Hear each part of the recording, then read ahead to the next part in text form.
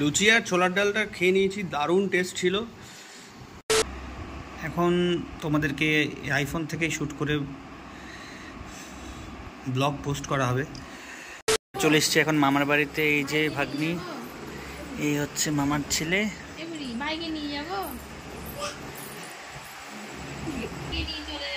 আর আমারটা আছে এখন দিদার কোলে। এখন বাজতে যাচ্ছে রাত 3:18। মেয়ে এখনো না ঘুমিয়ে দুষ্টুমি করার জন্য জেগে গেছে।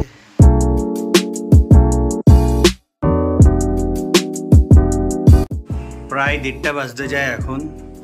আর ওয়েদার প্রচণ্ড পরিমাণে মেঘলা সকাল থেকে, জানি না বৃষ্টি হবে বলে মনে হচ্ছে আজকে। Good afternoon everyone, welcome to another blog. Hope so তোমরা সবাই ভালো আছো, সুস্থ আছো, স্বাভাবিক আছো। আমরা এই কদিন একটু ফিজিক্যালি একটু প্রেশারে ছিলাম। ফিজিক্যালি প্রেশার মিনস সারা রাত ঘুমোচ্ছিল না বাচ্চার জন্য, কারণ ওর সারাটা রাত জেগে থাকছে।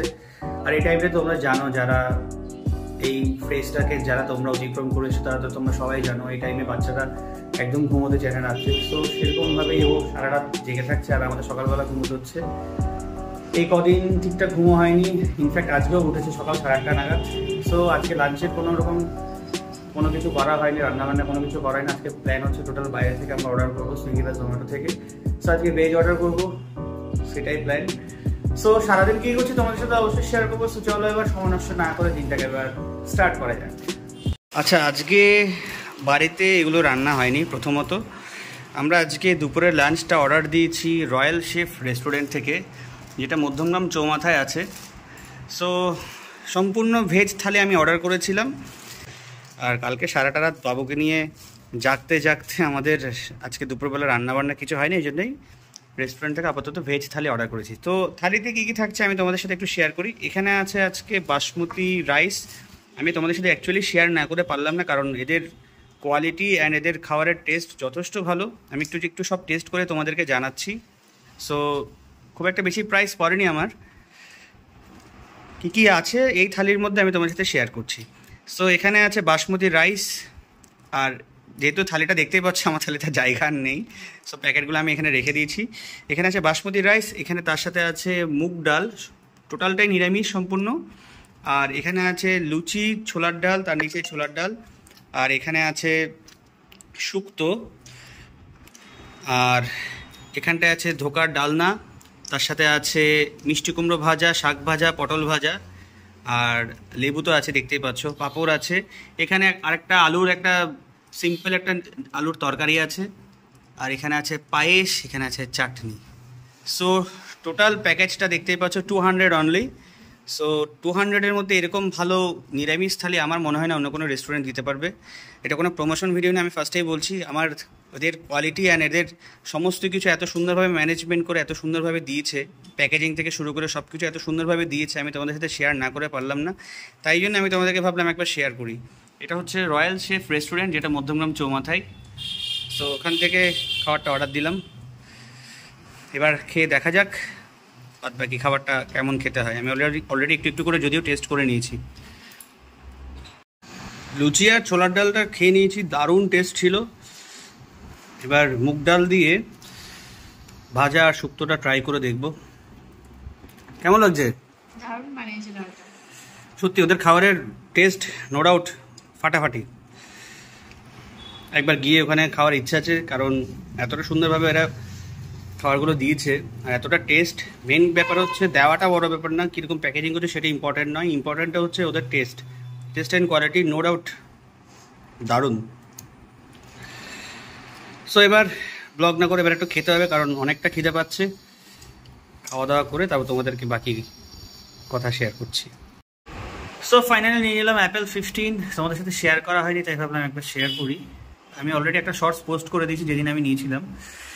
So here is my phone. কারণ এখন 16 অবশ্য সামনে লঞ্চ করে গেছে অলরেডি।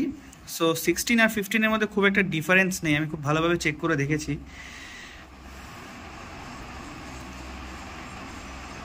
15 আর 16-এর মধ্যে খুব একটা ডিফারেন্স নেই।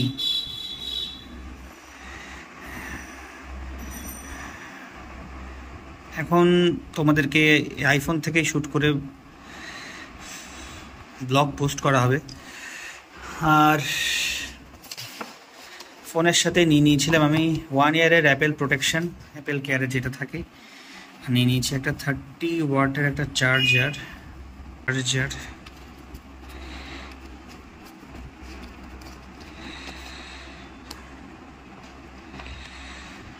30 ওয়াটের একটা চার্জার।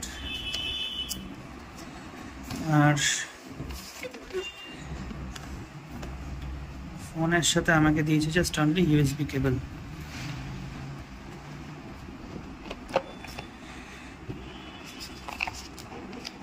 এই যে সো এটা প্রাইস পড়েছিল 72,900, বাট আমার ইএমআই দিয়ে 76-এর মতো পড়ে গেছে। এটা তোমাদের সাথে আমার শেয়ার করা হয়নি। যারা যারা 16 নেওয়ার টেন্ডেন্সিটা আছে তারা এখন 16 নিয়ে নিতে পারো সামনে, কারণ 15 আর 16-এর মধ্যে সেভাবে খুব একটা ডিফারেন্স নেই। সো তোমরা নিয়ে নিতে পারো। আর যেটা বলার ছিল সেটা হচ্ছে আমি আপাতত ইউজ করছি, মোটামুটি কোনো রকম প্রবলেম তো হচ্ছে না। ক্যামেরাও no doubt very good. Dynamic আইল্যান্ডটা একটু ডিফারেন্স আছে। আমি ফার্স্টে ভেবেছিলাম 13 নেবো, তারপর ভাবলাম না 15-ই নিয়ে নিই। সো মোটামুটি কাল থেকে আমি এখনও সিম ইনটেক্ট করিনি, দেখতেই পাচ্ছ আমার এখানে সিম এখনও ইনসার্ট করা হয়নি। সো মোটামুটি কাল থেকে ব্লগ পোস্ট করব ফ্রম মাই আইফোন, দেখা যাক কেমন আউটপুট পাওয়া যায়। একটু আগে আমাদের মুদিখানা কাকু এসছে। মুদিখানা কাকু মিনস আমরা সমগ্র মাসিক বাজার যে মুদিখানার দোকান থেকে করি, সেই কাকু একটু আগে এসছে। সো আমাকে জাস্ট বললো একটু নিচে আসো, একটু দরকারি কথা আছে। তো আমি গেলাম, হঠাৎ করে একটা সারপ্রাইজ দিলাম আমার মেয়ের জন্য। সো মানুষের ভালোবাসার এই ছোটো ছোট্ট মুহূর্তগুলো তোমাদের সাথে শেয়ার না করে পারলাম না, তাই তোমাদেরকে দেখাচ্ছি। আজকে আমি গায়ত্রীকে বলছিলাম যে বাচ্চার জন্য সমগ্র লোশন, বেবি সোপ, যেহেতু ডক্টর বলেছে 1.5 মান্থের পর ওর ম্যাসাজ অয়েল থেকে শুরু করে সোপ, পাউডার, যা কিছু দরকার সব কিছু অর্ডার করার জন্য আজকে আমি অর্ডার করতে যাচ্ছিলাম। বাট আমাদের শ্যামল কাকু এসে আজকে এটা আমাকে দিয়ে আমাকে জাস্ট সারপ্রাইজ করে দিল। সো খুব সুন্দর একটা গিফট আমার বেবির জন্য। আমরা এখন বেরোবো, আর ভাগ্যিস মামুনিটা শুয়ে পড়েছে, ঘুমিয়ে পড়েছো, যার ফলে কোনো রকম প্রবলেম হবে না ওকে নিতে। জাস্ট গায়ত্রী রেডি হচ্ছে আর আমি জাস্ট রেডি হয়ে নেব।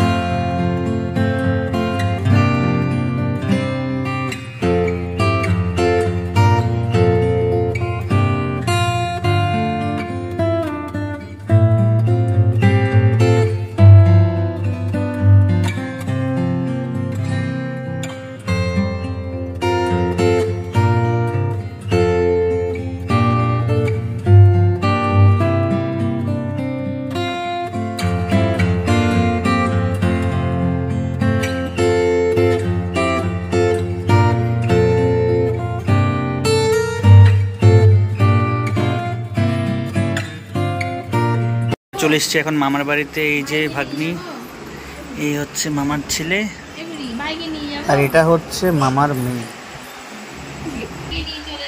আর আমারটা আছে এখন দিদার কোলে। উঠে গেছে যদি।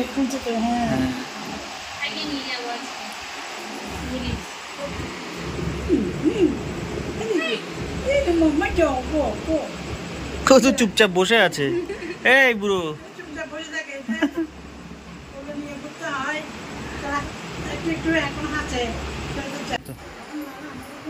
সানভি এবার উঠেছে ঘুম থেকে। দিদার কোলে যখন ছিল তখন চুপচাপ শান্তভাবে দিদাকে দেখছিল। নতুন জায়গায় এসছেও, নতুন মানুষের কাছে গেছে, ওই জন্য একটু অবাক দৃষ্টিতে দেখছিল। যেখানেই থাকুক না কেন চোখটা সবসময় মায়ের দিকে। মা কোথায়, মা কি করছে। খুব মা ভক্ত হয়েছে। আরও চিন্তা করছে আমার মেয়ে কেন কথা বলছে না, আমার মেয়ে কেন খেলছে না। ও হচ্ছে মামার বড় মেয়ে। সত্যি বাচ্চাদের এই ছোট ছোট দুষ্টু মিষ্টি চিন্তাগুলো অনেক কিউট। আমার মেয়ের দিকে আবার দেখছে কেন খেলছে না ওর সাথে। অতুলন বেরিয়েছে বাজারে, তো বাজার সবজি নেই ঘরে কিছু, তো বললাম একটু সবজি নিয়ে আসো। তো সবজি বাজার করতে গেছে আর আমি পুতুলটাকে ঘুম পাড়িয়েছি। ও সারাটা সন্ধে ঘুমাবে কিন্তু রাতে এক ফোঁটাও ঘুমাবে না। কিছুক্ষণ ওর পাপা, কিছুক্ষণ আমি, এভাবে নিয়ে আমাদেরকে রাতটা পার করতে হয়। সকালে 9টার পরে গিয়েও তার ঘুম নেই। সে স্নান করবে, তারপর 10টা 11টার পরে গিয়ে সে ঘুমাবে। এভাবে সে প্রতিটা রাত জাগছে। তো কিছু তো করার নেই, মেয়ে যেহেতু জেগে থাকে সেহেতু আমাদেরও জেগে থাকতে হয়। এখন সত্যি বলতে এখন মা হওয়ার পর বুঝতে পারছি, মা যখন বলতো মা যখন মা হবি তখন বুঝবি, তো সত্যি এখন বুঝতে পারছি মা ছাড়া মা হওয়া কতটা কষ্টের। কারণ সত্যি ঘরে কেউ কোনো মানুষ না থাকলে একা একা একটা বাচ্চা মানুষ করা সত্যি অনেক কষ্টের, কারণ সবকিছু নিজেদের করতে হয়। আর এইটা শুনলে খুব বেশি রাগ ওঠে যখন মানুষ বলে যে যখন মেয়ে ঘুমাবে তখন তুমিও ঘুমিয়ে নেবে। কিন্তু এটা কি আদৌ সম্ভব হয় তোমরা বলো? কারণ ও যখন ঘুমায় তখন ঘরে অন্যান্য কাজ থাকে, যেমন সন্ধ্যের সময় ঘুমাচ্ছে। এখন যদি আমি ওর সাথে ঘুমাই তাহলে ঘরে রান্নাটা কে করবে আর রাতের খাওয়াটা কি হবে? বা ও সকালে 12টার সময় ঘুমাচ্ছে, তখন ও যখন ঘুমায় তখন আমাকে বাকি কাজগুলো করতে হয়। তো যে ওদেরকে খাবার দিতে হয়, ওদের খাবার করতে হয়, নিজের খাবার করতে হয়, স্নান করতে হয়, ঠাকুর দিতে হয়। তো সেভাবে আসলে সত্যি হয়ে ওঠে না যে সবাই যে বলে যে বাচ্চা যখন ঘুমাবে তখন মাও একটু ঘুমিয়ে নেবে, সেটা সত্যি পসিবল হয় না। যারা মা হয়েছে তারা হয়তো বুঝতে পারছো, যারা নিউ মম আছো তারা হয়তো বুঝতে পারছো, এটা সত্যি পসিবল হয় না। তো সারা রাত জেগে আমার চোখ মুখের অবস্থা ভীষণ খারাপ। শুধু চোখ মুখের অবস্থা না, আমার শরীরের অবস্থাও খুব খারাপ। সারাদিন মনে মাথাটা খালি ঘুরছে, কারণ রাতে একটু ঘুমাতে পারি না। আর সকালে সেভাবে ঘুমও হয় না, হয় 2 থেকে 3 ঘন্টা ম্যাক্সিমাম আমার সারাদিনে ঘুম হয়, তাছাড়া ঘুম হয় না। আর অতুলনেরও এখন খুব কষ্ট হয়ে যাচ্ছে, কারণ ও ঘুমাতেই পারছে না রাতে, কারণ প্রচুর কাঁদছে। ও কাঁদলে ওকে কোলে নিতে হচ্ছে কিছু, আর বেশিক্ষণ আমার কোলেও থাকতে চায় না। আমার কোলে একটানা থাকতে থাকতে বিরক্ত হয়ে যায়, তারপর পাপার কোলে যেতে হবে। তো সেভাবেই করে চলছে আপাতত, কিছু করার নেই। মা বাবা আসলে হয়তো কষ্টটা একটু কমবে। এই যে তোমাদের সাথে কথা বলছিলাম আর ও উঠে আমার দিকে তাকিয়ে আছে। বেশি হলে 5 মিনিট ঘুমিয়েছে, ওনার ঘুম শেষ। আবার ঘুমিয়ে পড়েছে। ও ঘুমাচ্ছে এখানে, বেশি কথা বলা যাবে না, কারণ বেশি কথা বললে আবার উঠে পড়বে, উঠে আবার কান্না স্টার্ট করে দেবে। তো আমি এখন আপাতত কিছুই করবো না, একটু ফোন নিয়ে ঘাটাঘাটি করবো, ততক্ষণ অতুলনরা হয়তো চলে আসবে। ও আসলে আমি রান্নাটা স্টার্ট করব। দেখি কি রান্না করবো, এখনো ঠিক করিনি। ও আসলে তবে আমি রান্নাটা কি রান্না করবো সেটা ভাববো, তারপর রান্না করব। তো চলো ও আসলে বাকি ব্লগটা করছি। তো যেটা ওয়েট করছে কখন ওর রাতে ডিনারটা রেডি হবে। এখন গায়ত্রী আমাদের রান্নাটা করছে বলে বেচারা ভাবছে ওর রান্নাটা হচ্ছে, তাই ও কিচেনের দিকে মুখটা করে বসে আছে। চলো ওকে একটু ডাকা যাক, ওর সাথে একটু সময় কাটানো যাক। তোজো কাম পাপা, কাম কাম কাম, গুড বয়। বড়চ্ছ বড়চ্ছ বাবা, হয়ে যাবে তো, রান্না হয়ে যাবে, বেশিক্ষণ লাগবে না বাবা।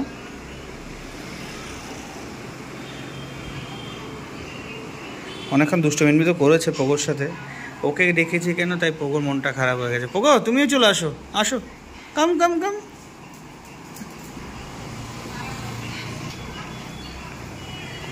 দুজনের সাথে একটু রাত্রেবেলা টাইম স্পেন্ড না করলে ঠিক হয় না, ওদেরকে একটু সময় দিতে হয় রাত্রেবেলা। অলরেডি আমি বাজার থেকে এসেছি, তখন সবাই চুপচাপই ছিল। হয় আরিয়ান ওদের সাথে খেলে সময় কাটাই, নাই আমাকে রাত্রে একটু সময় দিতে হয় আর কি। বাবা এখন অনেক দিন ধরে ওদেরকে বাইরেও বার করি না, তার কারণ বাইরে বার করলে নানা রকম ডিজিজ হওয়ার একটা ভয় থাকে। সো ওই জন্যে আমি বাইরেও বার করি না, এখন অনেকটা কমিয়ে দিচ্ছি। লাস্ট টাইম একবার বাইরে বার করেছিলাম, তার জন্য ওর টিক ফিভার হয়ে গেছিলো, ওর নোজ দিয়ে ব্লিডিং আসা শুরু হয়েছিল। সো ওই জন্যে আমি টোটালি বাইরে বার করাটা একদম অফ করে দিয়েছি।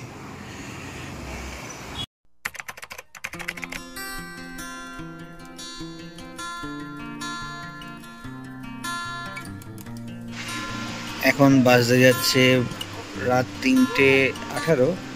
মেয়ে এখনো না ঘুমিয়ে দুষ্টুমি করার জন্য জেগেই আছে, আর গায়ত্রী আর পারছে না বলে বেচারি ঘুমিয়ে পড়েছে।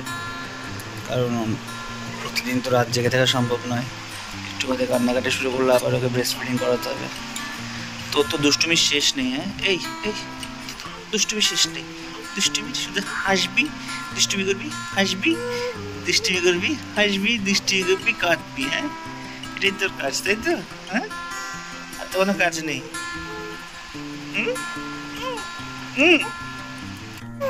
এক্ষুনি মা শান্ত ছিলে, আবার তুমি দুষ্টুমি শুরু করে দিচ্ছ, আবার দুষ্টুমি করছো। কেন দুষ্টুমি করছো? একটু কাজ করছি তো পাপা, পাপা কাজ করছে না। মামা ঘুমোচ্ছে, মামাকে একটু ঘুমোতে দাও।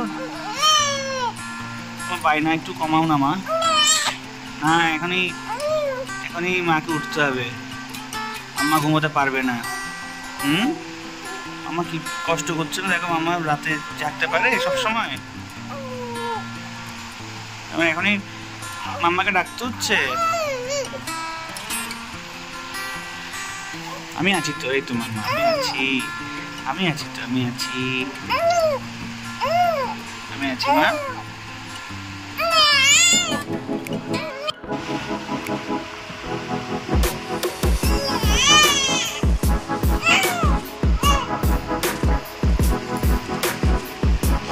ওটা একবার খাই নে।